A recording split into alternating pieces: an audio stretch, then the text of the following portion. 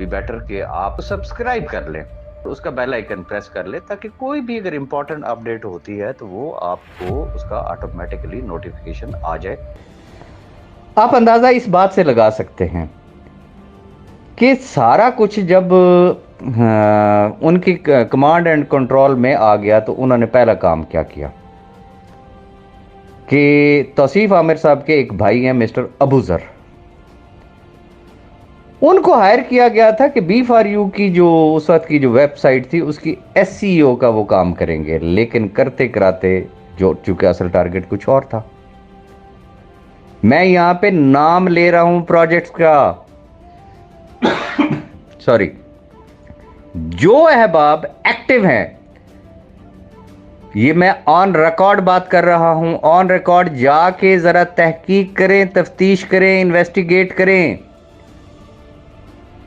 गंज बख्श flour mills Okara किसके नाम पे थी, कौन खा गया? ये मिस्टर अबूजर जो कि तौसीफ आमिर साहब के भाई हैं, ये उनकी कस्टडी में थी। न्याजी पेट्रोलियम ये किसकी कस्टडी में थी, किसके नाम पे थी? अबूजर। न्याजी कोल्ड स्टोरेज किसके पास थी? अबूजर। उकाड़ा में ही एक पोटैटो फार्म था, मुझे अब सही याद नहीं है वो 20 एकड़ का था या 40 एकड़ का था, जिस पे पोटैटो जो है वो काश्त होते थे। वो किसके जेरे कब्जा था? वो कहां गया? जमीन खा गई या आसमान खा गया? पैसा किसका था? बी फॉर यू फैमिली का। फिर एक बर्ड फार्म था, फिर एक डेयरी फार्म था जो 400 कनाल पर मुश्तमिल था। वो किधर गया? वो पैसा किधर गया? अबूजर साहब ने क्या काम किया कि जैसे ही सैफ साहब अरेस्ट हुए, उन्होंने दस्ती दस्ती उकाड़ा में आज भी फ्राइड चिक्स के नाम से आप जाएं, जाके जरा देखें, तो ये उन्होंने ये काम किया। ये सारी चीजें उनके पास हैं। अब आगे आ जाते हैं, सिर्फ एक भाई नहीं, उनके एक और भाई हैं, उनका नाम तो शायद सईद बाबर है, लेकिन वो बाबा बाबा के नाम से मशहूर हैं। उनका बैकग्राउंड जो मुझे पता चला वो ये चला कि वो लाहौर बोर्ड ऑफिस में ड्राइवर थे। वहां से उनकी जॉब छुड़वा के ड्राइविंग की तो कॉमेट बस सर्विस जो है उसकी तमाम बसें उनकी तहवील में दे दी गईं। मेरा सवाल यह है कि वो 25 या 50 बसें वो आज किधर हैं? वो करोड़ों अरबों रुपए की बसें वो कहां गई? जमीन खा गई या आसमान खा गया? फिर आगे आते हैं, जो मैंने आपको ब्रावो के हवाले से बात की। ब्रावो सुपर स्टोर बेहतरीन टॉप और टॉप चल रहा था। जैसे ही सैफ साहब अरेस्ट हुए तो तौसीफ आमिर साहब ने अपने एक दो बड़े करीबी उनके दोस्त हैं, एक गजनफर नाम है और एक कोई कारी हबीब साहब है, ये उनको हैंड ओवर किया और एक नया स्टोर उन्होंने रजिस्टर करवाया। किसके नाम पे? गजनफर साहब के नाम पे। नेस्टो में उसको कन्वर्ट किया। मुझे सिर्फ ये बता दिया जाए कि वो करोड़ों का माल, वो प्रोजेक्ट किधर गया? और अब पता ये चला है कि ये जो गजनफर साहब हैं और तौसीफ आमिर साहब, ये उकाड़ा में कोई एस्पायर कॉलेज है, सॉरी पाकपटन में, अब ये साहिबान वो वाला प्रोजेक्ट चला रहे हैं। सबसे हैरान कुन बात जो मैंने मार्बल फैक्ट्री की बात की, जो इधर मुत्तहिदा अरब इमारात में मौजूद है, कंजुल हिजार के नाम से, मैं रिपीट करूंगा, उस फैक्ट्री का नाम है कंजुल हिजार, जो कि यहां यूएई में मौजूद है। ये वो फैक्ट्री है कि जिसके 70% शेयर जो थे वो सैफ रहमान खान न्याजी के थे, 15% शेयर जो थे वो तौसीफ आमिर साहब के थे, और 15% शेयर जो है वो तौसीफ आमिर साहब ने अपने ब्रदर इन लॉ के रखे थे। जैसा कि मैं पहले एक्सप्लेन कर चुका हूं कि जब वो पाकिस्तान से निकले तो उन्होंने इसी फैक्ट्री में आके स्टे किया विद फैमिली। लेकिन हैरान कुन बात है, पाकिस्तान में तो मैंने ये सुना था और पॉसिबल भी है, ऑन रिकॉर्ड भी ये हो सकता है कि चले जी वाया जेलर, किसी पावर ऑफ अटॉर्नी के थ्रू, किसी भी चीज के थ्रू कोई भी चीज अगर बेची जा सकती है, कुछ शेयर चेंज हो सकते हैं, कुछ भी हो सकता है। आपको सुन के बड़ी हैरत होगी कि सैफ साहब जेल में थे, यहां 70% शेयर जो थे सैफ साहब के गोल कर दिए गए और वो फैक्ट्री आज माशाल्लाह से तौसीफ आमिर साहब के बहनोई के जेर कब्जा में है, वो ऑन रिकॉर्ड उसके मालिक हैं। मैं सिर्फ गुजारिश इतनी करना चाहूंगा, मामलात कहां से खराब हुए, मुझे कहां से डाउट हुआ, मैं इन लाखों खानदानों को क्यों बाखबर करना चाहता हूं। ये जितने प्रोजेक्ट्स हैं, ये जितनी मेगा प्रॉपर्टीज हैं, वो चाहे कराची में है तो वो कराची वालों के पास है, पंजाब में है या इस्लामाबाद में है या किसी भी और जगह पे हैं, ये सारी की सारी चीजें जो थीं वो जेरे कब्जा हैं किसके? तौसीफ आमिर साहब, उनके भाइयों, उनके करीबी रिश्तेदार, और उनके रिश्तेदार जब खत्म हो गए तो फिर करीबी दोस्त उसमें आ गए, ये उनके कब्जा में। मुझे जो जेल में बताया गया था वो ये बताया गया था कि मामलात सेटल्ड हो गए। एक स्टेज ऐसी आई थी कि जब पता ये चला था कि मामलात खराब हो रहे हैं तो मुझे साहब भाई ने कहा था कि is it possible, can you go to Dubai, आप जाओ और उधर जाके उससे मिलो और उसको समझाने की कोशिश करो कि ये लोगों की अमानतें हैं। तो मैंने कहा था कि जी ठीक है, मैं जाने के लिए तैयार हूँ। फिर ये पता चला कि नहीं, उन्होंने कहा कि जी नहीं, मामला ठीक है और सारी चीज़ें इंशाल्लाह अल्लाह पाक बेहतर करेगा।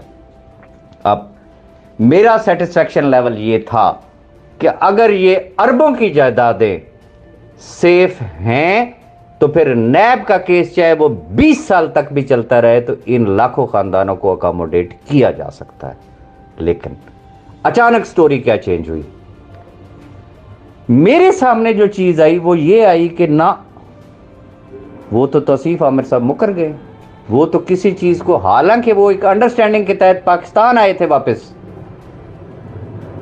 कि ये आके तो अपनी बेल करवाएंगे और फिर इनको फर्स्ट प्रायोरिटी पे रखते हुए इनको बाइज्जत बरी करवाया जाएगा ताकि ये एक साइड पे हो जाए, बाकी फिर केस को जो है वो देखा जा सकेगा। उस वक्त तक जरीना भाभी के साथ किसी भी किस्म की कोई अंडरस्टैंडिंग वाली कोई ऐसा सीन नहीं था। अब हुआ क्या, मुझे जो बात कही गई, मैं बिल्कुल लाउड एंड क्लियरली बता रहा हूं, मुझे सैफ भाई ने यह बताया कि इस वक्त तौसीफ आमिर मेरी कोई भी बात सुनने के लिए तैयार नहीं है, वो एक आना टका देने के लिए तैयार नहीं है। और सिर्फ तौसीफ आमिर नहीं है, मैं ऐसे और काफी सारे अहबाब को जानता हूं जिनका B4U से तो कोई ताल्लुक नहीं है, लेकिन सैफुर रहमान नियाजी के करोड़ों अरबों रुपए आज भी उनके पास मौजूद हैं, लेकिन कोई भी शख्स उसको देने के लिए तैयार नहीं है। तो सैफ भाई ने मुझे ये बताया कि यार ये आलम है कि अब तौसीफ आमिर जैसा बंदा मुझे एक आना टका नहीं दे रहा है, आप मुझे बताएं मेरा क्या रिएक्शन होना चाहिए। आई वाज शॉक्ड, लेकिन मैं डबल शॉक्ड उस वक्त हुआ, हालांकि मुझे फैसल भाई और बहुत सारे अहबाब ये चीज बताते रहे, बार बार रिपीटेडली बताते गए कि राज साहब आप कहते हैं यार इनकी बन नहीं रही है, ये तो उधर कोर्ट में जफियां डालते हैं, ये एक जगह पे बैठे होते हैं, इनके कह के होते हैं, इनकी गप्पे होती हैं, इनका सारा कुछ होता है, कराची वाली फैमिली भी वहीं पे होते, बच्चे भी वहीं पे होते। लेकिन मैं यकीन नहीं करता था, मैं ये कहता था कि नहीं यार सैफ साहब कह रहे थे ठीक कह रहे हैं, इसकी गवाही वो लोग देंगे जो उस कोर्ट में जाया करते थे। लेकिन अब जब मुझे पता चला कि सैफ भाई की माशाल्लाह से अपनी पहली फैमिली के साथ भी सुलह होगी, उधर से जिसे कहते हैं कि तौसीफ आमिर साहब के साथ भी बज़ाहिर जो खबरें हैं वो ये है कि उनकी सुलह हो गई है, मेरे सामने ये खबर है कि वो एक शख्स आना टका भी नहीं दे रहा। मैं उस चीज को लेके चल रहा हूं जो स्टेटमेंट सैफुर रहमान खान नियाजी की है कि वो और पहली फैमिली एक आना टका भी देने के लिए तैयार नहीं है। तो अगर ऐसा है तो फिर मुझे यह बताएं कि हमें क्या करना चाहिए। लोग कहते हैं हल बताएं, हल से फिर एक ही है कि बगैर शक्ल देखे वो मैं हूं, वो आप है, कोई भी शख्स है या वो अहबाब जो इस वक्त एक्टिव हैं, उन्हें इन तमाम लोगों को कटहरे में लाना चाहिए है।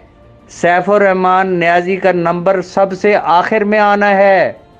ये जो पतली गली से निकलने के जो रास्ते जो अख्तियार हो रहे हैं बाइज्जत बरी होने के, सबसे पहले उन्हें उनका वो रास्ता रोकना होगा। उनसे ये पूछना होगा कि ये अरबों रुपए किधर गए, ये प्रोजेक्ट्स किधर गए, ये किसकी कस्टडी में थे, आज किसकी कस्टडी में है। भाई पास्ट को तो छोड़ दे, आज किसके नाम पे है, जरा इन्वेस्टिगेट करके देख लें। दूध का दूध पानी का पानी हो जाएगा। बाकी ग्रुपों में एक दूसरे के ऊपर इल्जाम तराशियां, गाली गलोच, जो जिसके दिल में आता है वो कहे, वो करता रहे। मैंने अल्लाह को जान देनी है। जो हालात वाकयात मेरे सामने हैं वो इस वीडियो के थ्रू मैं सैफुर रहमान खान न्याजी के सामने भी रख रहा हूं, इन लाखों खानदानों के सामने भी रख रहा हूं। फैसला आपने करना है कि क्या करना चाहिए।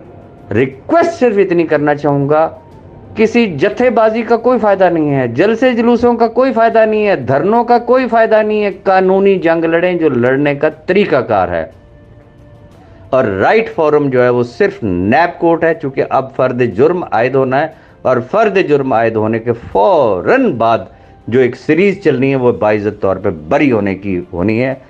अगर तो जो अहबाब अदालत के अंदर मौजूद हैं वो मुंह पे टेप लगा लेते हैं, वो खामोशी इख्तियार करते हैं या आंखें बंद कर लेते हैं बाकी लोगों के बाइज्जत बरी होने पर, तो फिर लिख के रख लें कि वो 100% इस गेम प्लान का हिस्सा थे, हैं, और ये प्लान किया गया और उसको अब अमली जामा पहनाने की कोशिश की जा रही है।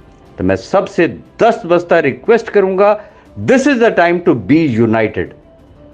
यूनिटी का इजहार करें, मुत्तहिद हो जाएं। सबसे पहले उस सोहेल को एक तरफ छोड़ दें, जो बाकी जो 4 लोग हैं जिनको अभी बाइज्जत तौर पे बरी करवाया जाएगा सैफुर रहमान न्याजी से पहले, सैफुर रहमान न्याजी का इस वक्त खड़ा छोड़ दें, उसकी बारी सबसे आखिर में आनी है। सबसे पहले उनका रास्ता रोकें। नैब से पूछें, ऑनरेबल जज साहब से पूछें कि भाई ये जितने प्रोजेक्ट्स थे, ये अरबों रुपए, पहले तो इस चीज की करें ना इन्वेस्टिगेशन कि ये किसके पास है, आज किसके पास है, ये किधर गए हैं, ये कौन खा गया है, तब जाके ये सारी चीजें होंगी। वीडियो काफी तवील हो गई है इस वक्त, मैं देख रहा हूं इसके ऊपर टाइम 38 मिनट हो गए हैं। माजरत चाहूंगा, लेकिन ये इतनी सारी तफसील चंद मिनटों में बयान करने के काबिल नहीं है।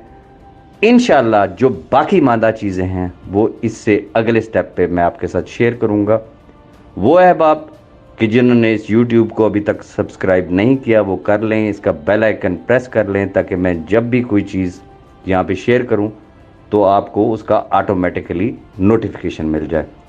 मेरी कोई बात किसी भी दोस्त पे ग्रां गुजरी हो, मैं माजरत चाहूँगा, लेकिन मैंने अपने दिल का हाल खोल के आपके सामने रख दिया है। बाकी दिलों का हाल रब बेहतर जानता है। Thank you very much.